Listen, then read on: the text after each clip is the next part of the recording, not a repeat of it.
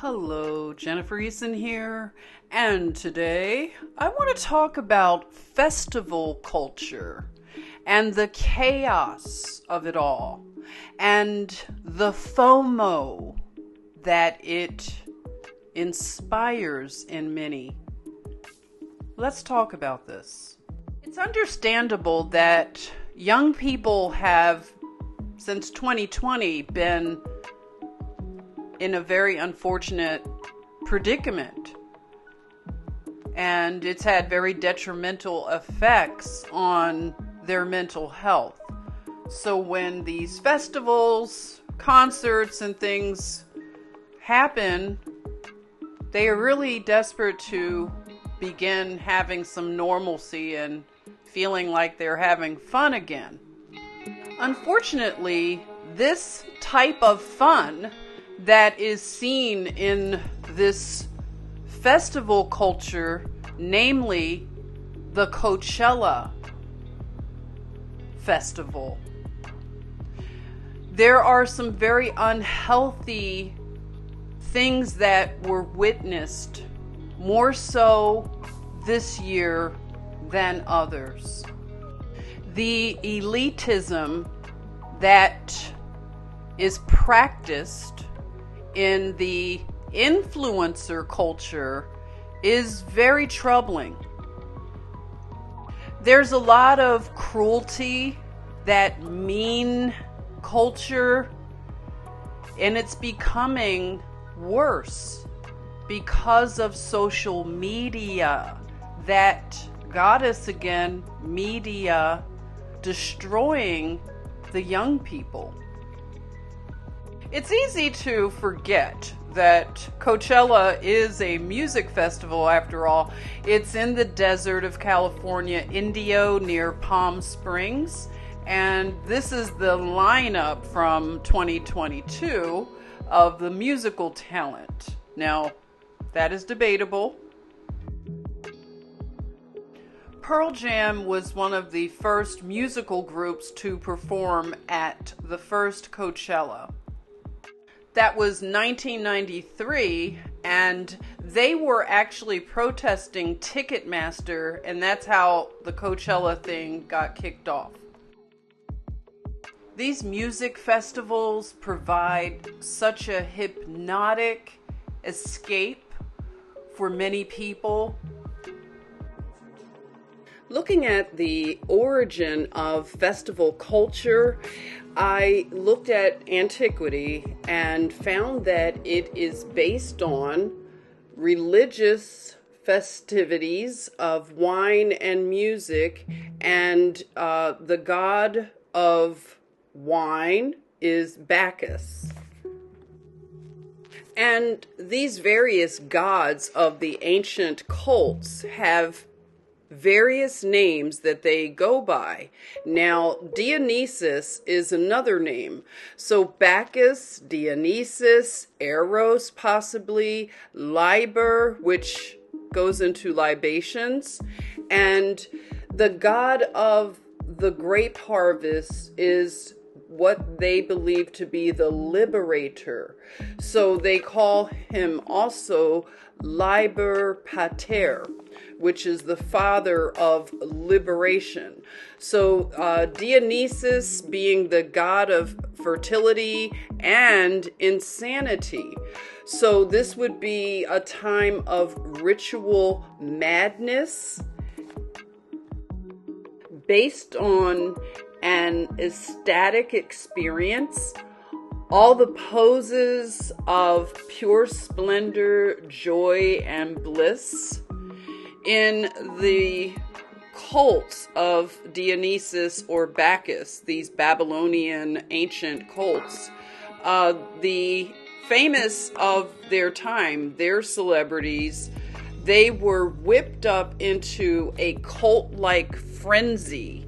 And, they were worshipped, their celebrities, especially their muses and musicians, the poets, the philosophers. So it was a fandom and a lot of ceremonial, pomp and circumstance. So the celebrity worship was there, lifestyle worship was there, and This was a state of consciousness characterized by a reduced external awareness and expanded internal mental and spiritual awareness, frequently accompanied by visions and emotional euphoria. So they had liquor flowing, and this was a time of letting go of all of their inhibitions.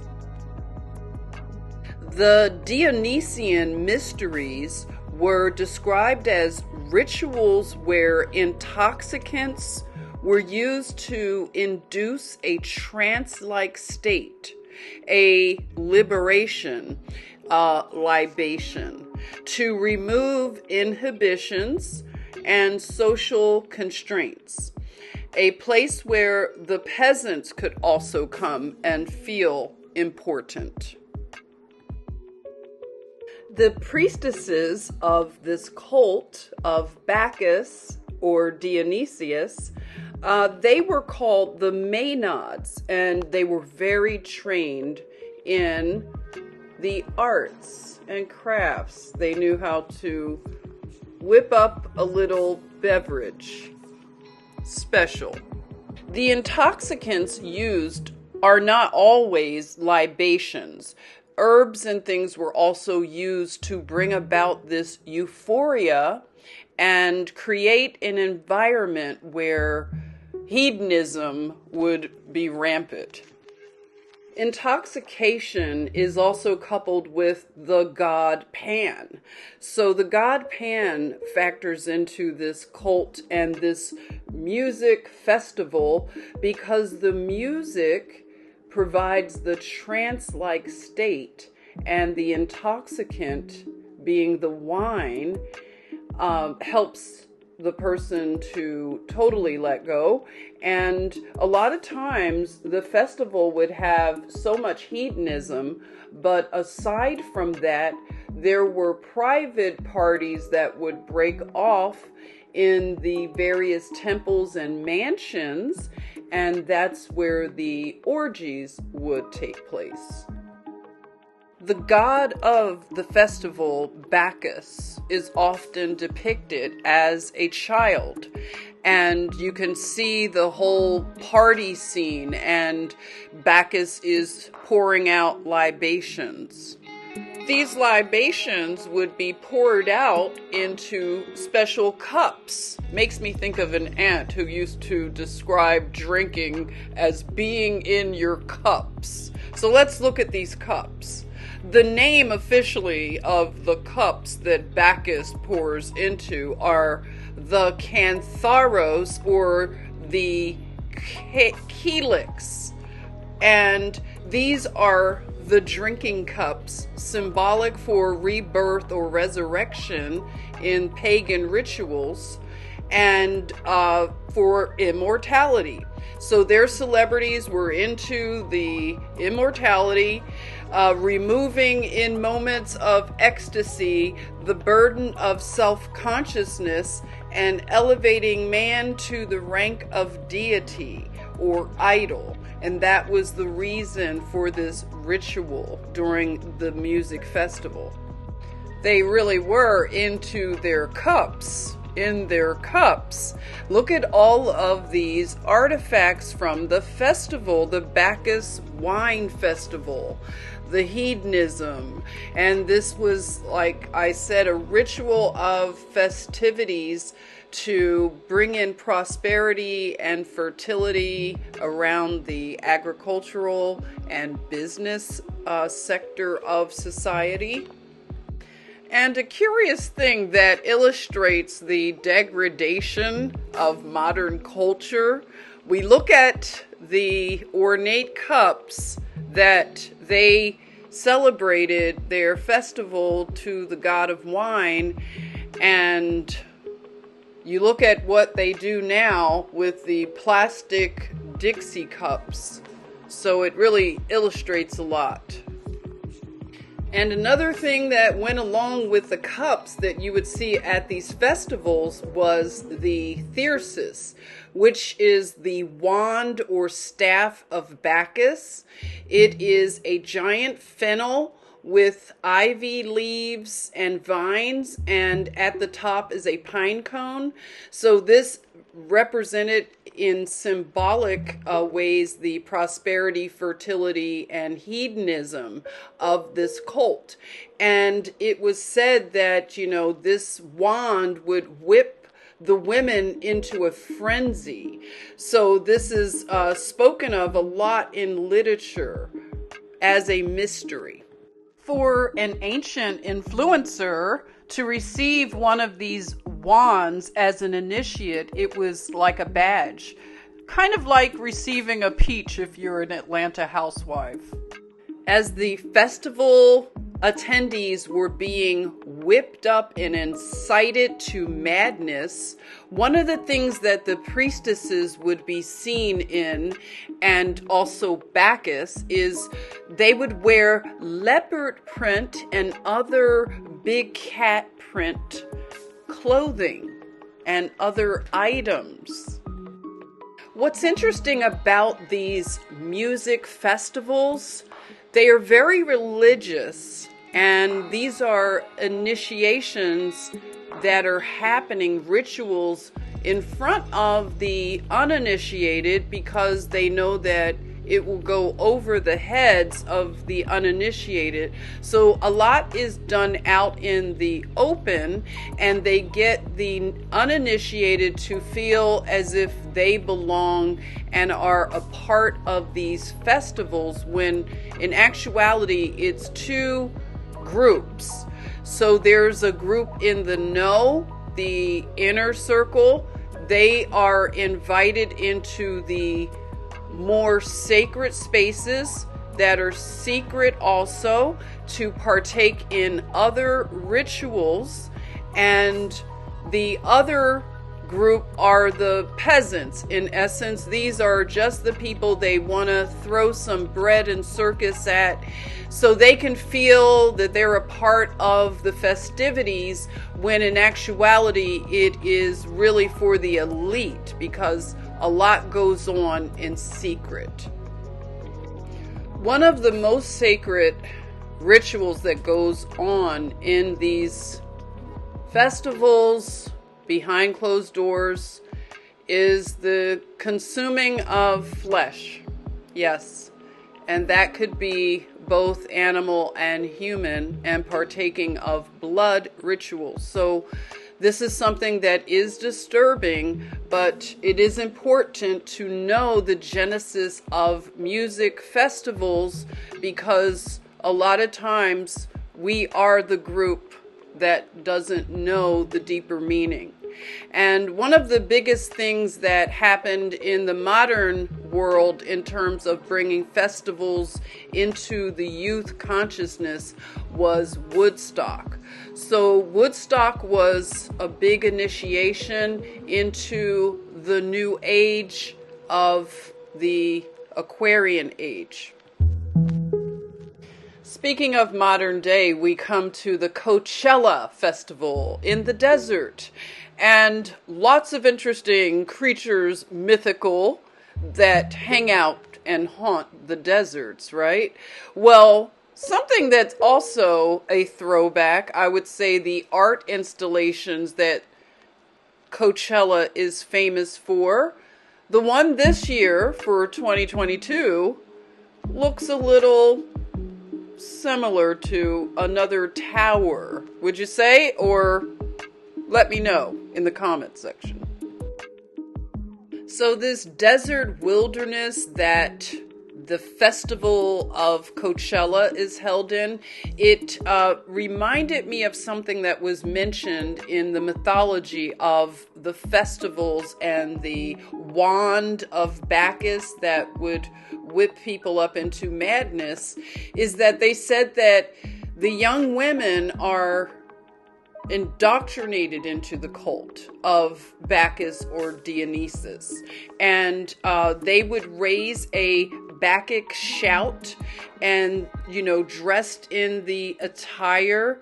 And when the women would receive the Thyrsus wand, Euripides said that there was a brute wilderness in the fennel wands and a reverence for it. The Coachella Valley has a lot of attractions for the elite. Lots of golf courses, and actually there are also casinos, and they do a lot in terms of NASA, some things going on there, which I will get into when we do a live stream together. But also agriculture. There are a lot of crops that thrive, namely the dates. So the date palms are everywhere, and so agriculture is a big thing there. Coachella quickly became the festival of all music festivals, and I think sometimes the music festival part of it gets lost, but this festival yearly that happens in the Coachella Valley causes more FOMO, as they say, than anything. And I want to talk about the culture of the influencers and what happened this year at Coachella, because there is a reckoning happening, a testing and a trying that's happening within the influencer culture. This festival, Coachella, it looks like it has a lot of fantasy involved in terms of the art installations and the rides. It is highly curated for social media, so the goddess Medea comes into play here.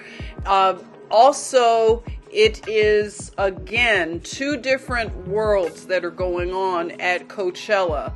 You have the people that go to the actual music festival. They sit on the lawn, they put up with the extremes in heat, being in the desert. And then you have a highly elite group of influencers that are actually invited by corporations, and they are put up in very swanky accommodations. This year I heard that some were put up in some of the mansions in the area. So they are being treated to things like swag rooms, where they go into a room that's highly curated with the clothing from the companies. One of the companies involved is called Revolve, and they have their own festival prior to the Coachella festival. So these influencers that get into town early, they take part in a lot of activities where it is encouraged, and they actually have to share constantly on social media, making all the people that couldn't go to this festival just seething with envy. So that's part of this type of culture right now, is that the influencers are seen as the new goddesses and gods, and their pictures and imagery that they put up on social media from attending this Coachella festival, it really does bring on depression in a lot of young people that can't keep up with this type of crowd. And speaking of keeping up with anyone, Kim Kardashian herself was a special guest at the Revolve events that they had, the elite events that the regular admission people do not get to attend. And in these more elite private areas, they have spas, they have all kinds of manicure, pedicure stations and shopping events and lunches and all kinds of nice things that the regular people have no idea is going on. And also, the liquor companies are one of the corporate sponsors of this event.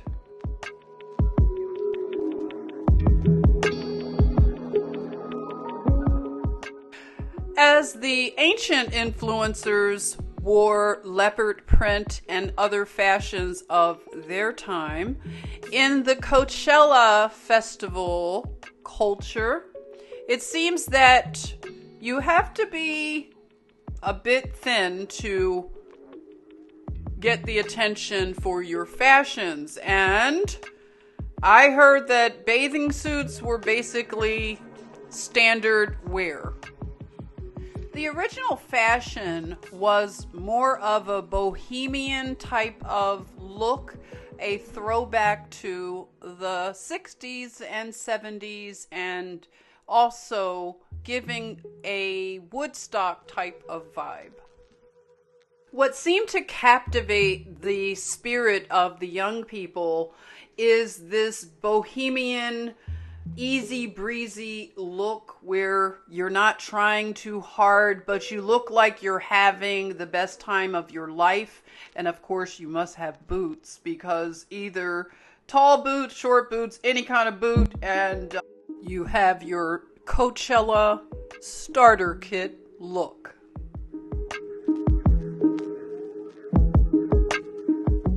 The Attention Olympics that goes on at Coachella has become progressively worse. The culture of these festivals with their overpriced merchandise, people waiting in 2-hour lines just to buy the official merchandise to be seen and to show on social media that you were at Coachella, as well as capturing iconic pictures with the installation art pieces. And having Coachella in the apocalypse reveals the underbelly of this festival. And it is not everything that it appears on social media for those young people that suffer from the FOMO and aspirational pictures that they see on social media. Well, as we witness so many things in society degrade, it's not surprising that some of the Coachella veterans have reported that this year really went downhill for this festival, that they can now report that they remember when it used to be this, especially the standard of fashion was this bohemian, free-spirited, you're not trying too hard, where now the young people are hiring stylists at thousands of dollars to style them in a fashion that will get them the maximum attention on social media. So the cost involved to do a 3-day weekend and be expected to produce 3 looks that are Instagrammable, it is a lot of pressure and a lot of money. In analyzing this Coachella from 2022, I'm realizing that this culture did not bank on the over proliferation of influencers, because this was basically a war of the influencers, and it was also a day of reckoning, because with the newer influencers that come off of TikTok, that has created even more influencers from more spheres of social media. So the TikTok influencers were the new celebrities and stars to enter the Coachella space, and some of them were humbled in really painful ways and took some real hits to their egos when they found out that they were not as famous. It did not translate from TikTok to the real world of Coachella. Something that was pointed out in terms of the cost involved to attend multiple days at this festival, have multiple changes of outfits, and all of the hotel and traveling involved can be thousands of dollars, especially when you're stunting on social media. So many of the young people, because they're on budgets, they're not paying maybe their rent or something to afford to fly out to this festival. Well, they will pair up with strangers and pile into rooms. And someone made a really good point that that's not safe. And when you think about it, so many things can go wrong with a situation like that. But the desperation and the aspirations of this culture will drive young people to do desperate things like that and become very vulnerable. In addition to this very cruel culture of festival caste systems of people who are in the in crowd and those that just sit on the lawn and sweat and melt in the desert, but there's also a high incidence of theft and robberies. So that was also reported, and there are people that camp there because there are campgrounds, and they reported that the campgrounds were very disorganized. The bathroom facilities were atrocious, and it was just very demoralizing for many. I want to share one of the experiences of a +1, and this would be in the inter sanctum circles of Coachella and Revolve clothing. Well, you can see the differences in the caste system within this culture. I felt bad for this young lady because I could see she's really happy to be among these stars and influencers, but I just don't like the culture and this caste system. Hello and welcome to day 4, part 1 of Revolve Fest as a +1. So we started the morning by going to the gifting suite. Guys, this gifting suite was insane. There was so much stuff, and it was like a madhouse. You would think that these people have never seen clothes. Obviously, they've seen clothes. They're influencers. Like everything, trying on everything, grabbing every product. It was insane. I got a really nice gift bag, and I'm really grateful, and I can't wait to sell the products because I never wear makeup. Like, look, this girl got like 12 bags. Like, okay. Like, I get it. Like, I have 3, but like, still, like, I don't get this all the time. Then we got coffee. Obviously, we need coffee. La Colombe at the hotel. Thank God it wasn't Starbucks. Also, Jonathan Adler designed this hotel, and it's gorgeous. Then Kit did glam. I didn't do glam because I'm not +1, but look at how gorgeous I look. I did my own glam, right? Then I did photos for Lauren and Bridget because I am the best +1, and I help out all the girlies. And then the girlies helped out Bridget look stunning for her photos. Then I took a rest because being a +1 is hard. Then we look at the pool. Look how stunning the water looks. Oh my God. Stop. This is a long clip. Okay, then there's me, like, in my outfit. It was a pool party, so, like, this is my cute fit. Yes, I wore heels to the pool party. Then Tessa brought her baby to Coachella because she's a fucking baller, and, like, look how cute. Like, we love a baby raver moment. Like, so chilling. Then look how gorgeous this pool is. Revolve, like, did a good job with this. It was cute. But, like, everyone was just, like, doing content the whole time, obviously. But, like, no one was, like, partying. Like, it was a pool party, but, like, it should have been, like, a come and take photos of the party. Look at how cute the 818 stand looks, though. Like, they had such good cocktails and drinks. We stand 818 here. And the branding was fabulous. And look at how cute everyone looks doing their photos. Everyone getting in the pool, but, like, obviously not wet. Like, look at the, like, intricacies. Then we look at the DJ. So good. Music was so great. And, like, some people were dancing, but, like, actually not really. And then here's some more people doing some more photos, seeing the scene.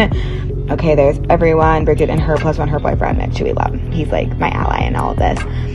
There's Lauren, yes, actually dancing. Then more content in this, like, cabana that we took over because we needed a break. Guys, the desert is so hot, but it was good to get out of the shade, and, like, I definitely got some color, and there's the photographer, and there's some more content being taken because content till we die. I got some face gems because, like, I wanted to take part in the fun, and, like, look how cute that is. Just adds, like, a little brightness to the face. I told the girl dealer's choice, like, she could do whatever she wanted, and, like, I kind of live for it.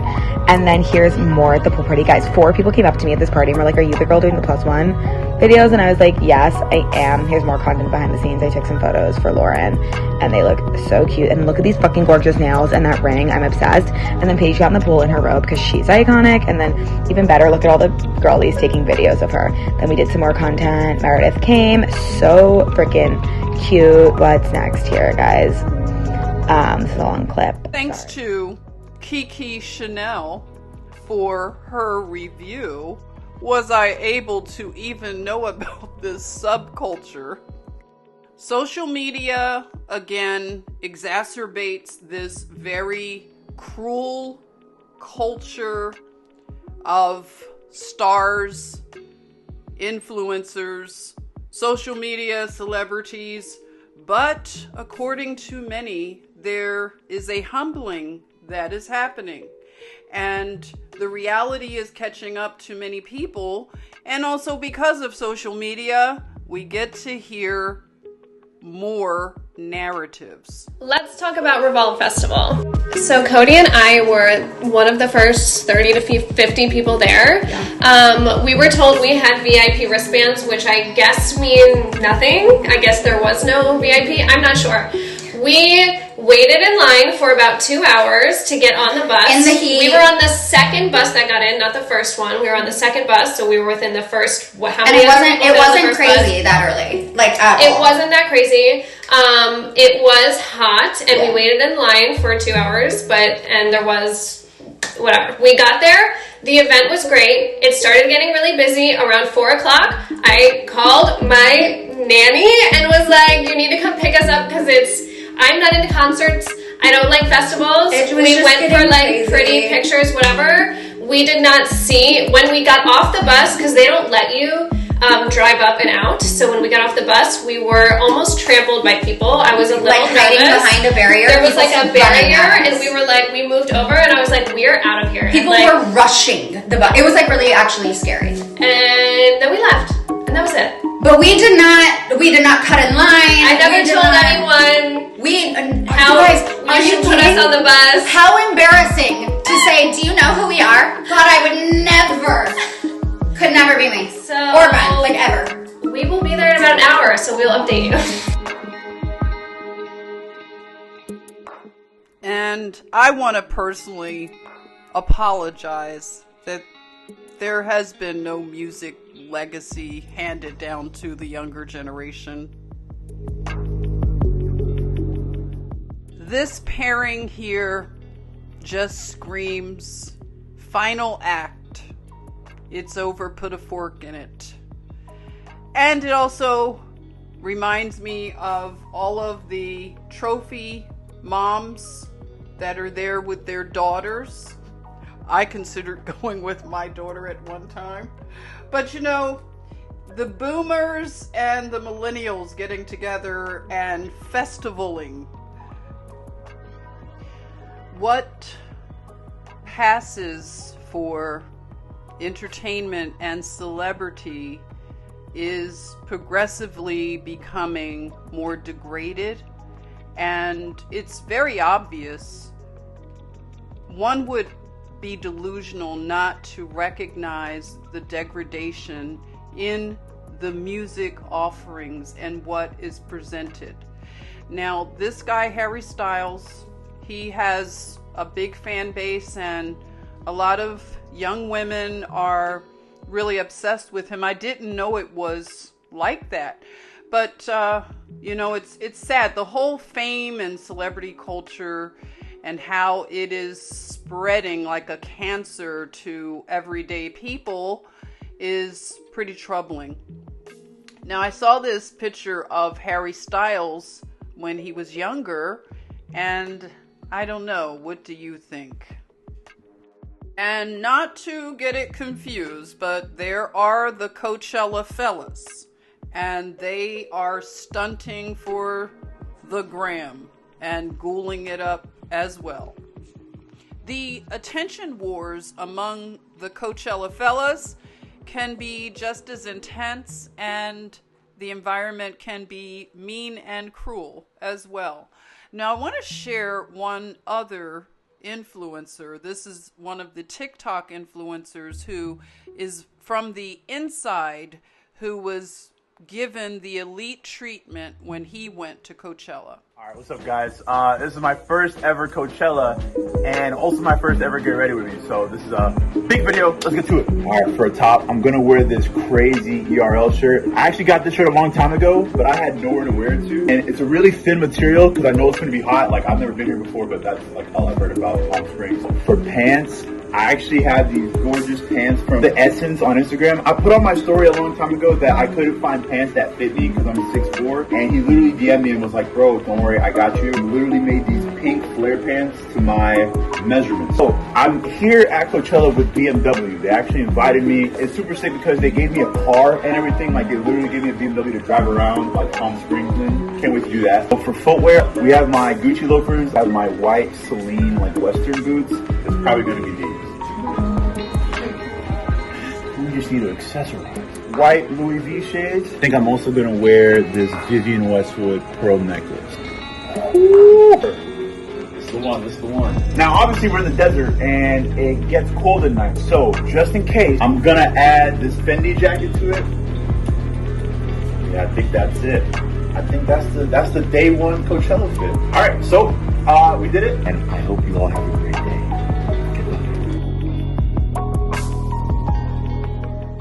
Something that I came across, I didn't realize in Coachella's past, an example of what I would call performance nepotism. I didn't realize that both of Will and Jada Smith's children performed at Coachella. Now, they both performed. Jaden, the son, he did some kind of big thing where he had a Tesla X suspended from the stage ceiling, and I just thought that was really interesting. Also, would like to know what you think about that. The concerns about the effects of this very toxic celebrity culture and the thirst for fame, attention, and validation on social media, it is having the effect of increased depression, especially in young women, and an increase in this. So I wonder and ponder, what are the remedies to change the heart of people? Because this is a very cruel, very mean culture that if you don't fit into skinny clothes, if you can't drop thousands of dollars to be put up in luxury, if you are not selected to actually be part of a secret inner group that gets put up in hotel rooms and the red carpet just rolled out because they are the select, and a lot of the other influencers, unfortunately, in this great humbling, they found out that they got duped, basically. They were suckered into buying thousands of dollars of clothing from Revolve, is what I've heard. And they didn't even make it into these events because it wasn't enough shuttles. It was just not organized. But aside from that, this is not a sustainable way to run a society. This becomes cannibalistic because there are no... where are the balances here? But we have to protect the hearts of our young people. The previous generations have modeled and taught faking it till you make it in all of this very pseudo plastic reality, and the young people are getting pulled further and further into the social media meta spaces and losing themselves more. They've learned how to look happy in highly curated imagery. They've learned how to put masks on and filters, but their validation has to come from a deeper and more true source. It makes sense now, once I found the Genesis and the origin of these festivals being a celebration of the god Bacchus or Dionysus, and this whole wanting to look happy, when in actuality it was reported that all of those private parties where they were taking the more highly curated pictures, these parties weren't fun. The young people were not acting like young people. Everybody was on their device or trying to be seen and capture the moments. But this is also, again, based in this ancient religion. This is a cult and a religion from antiquity based on an ecstatic experience. So all of the poses that we see of pure splendor, joy, and bliss, this is all created and curated to worship celebrity and fame and whip people up in a cult-like frenzy. The sting of elitism is felt so strongly by the young people that can't afford to throw thousands of dollars around. They have to camp, or they have to sleep in their car, or they have to pile up in hotel rooms in unsafe situations with strangers. Not that they have to do it, but what I'm saying is there is peer pressure, and I do feel a great deal of sympathy for this young generation because it's so hard to navigate with social media. But one thing I hope they get to see is that the so-called elite of these festivals, they are not living the lives that they carefully curate and post on social media. So I am hoping that there is such a strong course correction and that the real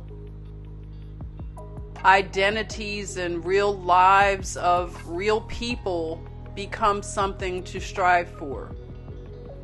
How about agriculture, since all these ancient cults are based on agriculture? How about learning how to grow? Maybe having a co-op of young people go out and grow food all over. Have a festival of growing food and just being real. I mean, that's just something I thought of, you know? That would be amazing to have festivals like that. Something that's just going to create a sustainable lifestyle and world. A kinder world. Because this one is full of chaos and drama. But I want to thank you for watching. And I look forward to reading your comments. And I look forward to seeing you on the next live stream. Thank you so much, and God bless you.